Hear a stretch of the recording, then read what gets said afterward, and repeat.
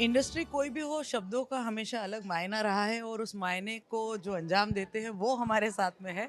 प्रसून जोशी हमारे साथ में है, लिरिसिस्ट। मतलब अगर शब्दों की बात कहें तो कैसे शब्दों को आप जो है पिरोते हैं, आपकी लैंग्वेज में कहें या आपकी शैली में कहें। नहीं, मैं तो वही करता हूँ जो मुझे सहजता से होता है। जीवन अपने चारों ओर है, उससे आपको तरह तरह की इंस्पिरेशंस मिलती हैं और वही प्रेरणा जो होती है उसको आप शब्दों में उतारते हैं। तो मेरा कुछ ऐसा है कि हर व्यक्ति अपनी अपनी तरह से कहता है, मैं अपनी तरह से कहता हूँ। अगर प्रसून जी की बात करें तो आपका स्टाइल और आपकी शैली की बात करें तो और ये जो जज्बा था, जो जो इंस्पिरेशन थी, वो कहाँ से आई थी आप में? देखिए, बचपन से मैं पहाड़ों में, उत्तराखंड में पैदा हुआ हूँ और वहीं पहाड़ों में रहा हूँ और नेचर को मैंने बहुत करीब से देखा है। और उस ज़माने में तो इंटरनेट का युग था नहीं।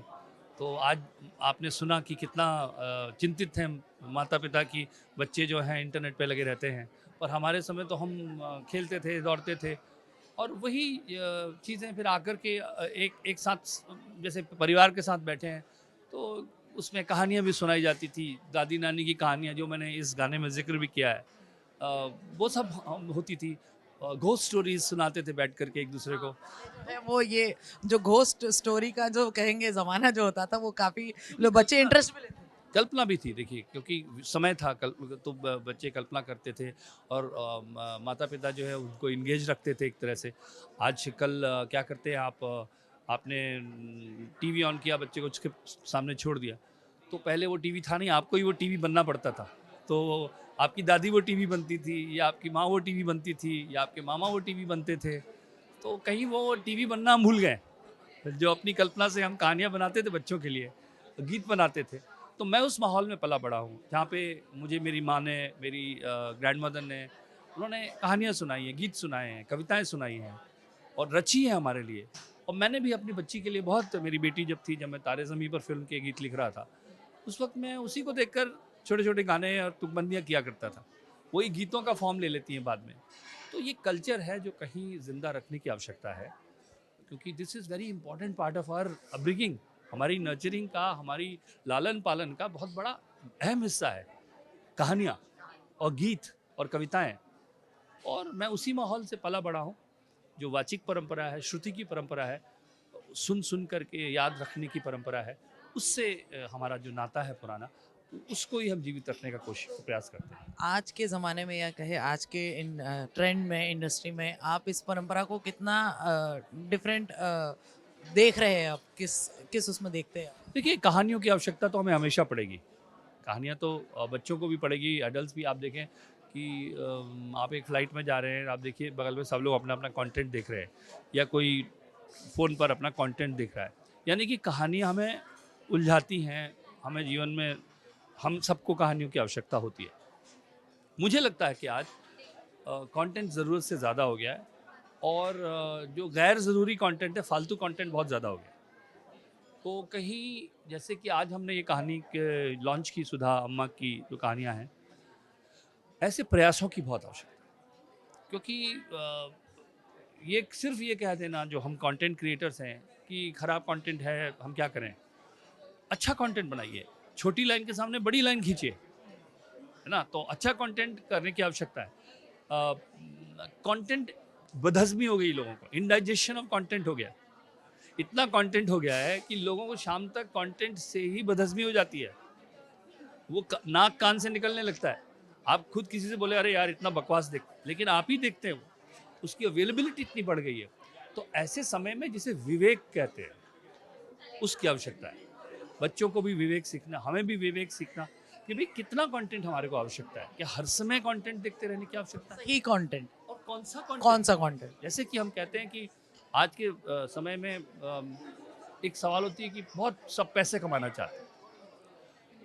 ठीक है, धनोपार्जन सही है, करिए आप, पुरुषार्थ से धनोपार्जन कीजिए, मेहनत से पैसा कमाइए, लेकिन कितना पैसा की जगह कैसा पैसा को महत्व दीजिए। कैसा पैसा, कैसे कमाया गया, जब तक समाज का वैल्यू सिस्टम उसको नहीं समझेगा। कितना कंटेंट की जगह कैसा कंटेंट देखिए, कितना पैसा की जगह कैसा पैसा, कहाँ से आया, किस तरह से आया। हम जब तक कैसे की वैल्यू नहीं करेंगे, सिर्फ कितने की वैल्यू करेंगे, तो हमारा कहीं ना कहीं हम लोग लड़खड़ा जाएंगे ऐसे समाज की तरह से। तो चाहे वो कंटेंट की बात हो, चाहे वो पैसे की बात हो, कहीं ना कहीं value system of the people who create it and people who seek it. सिर्फ क्रिएटर को ब्लेम करने की ज़रूरत नहीं है। जो जो उसको खरीदते हैं, जो उसको चाहते हैं, लोग कहते हैं अरे हमसे गीतकारों से भी पूछा जाता है कि गानों में बहुत अच्छे नहीं लग रहे हैं और गाने ऐसे हैं कि वैसे हैं, लेकिन उन्हीं गानों में आप बर्थडे पार्टी में नृत्य करते हैं और उन्हीं गानों को आप क्रिटिसाइज भी कर रहे हैं। दोनों बात तो नहीं हो सकती।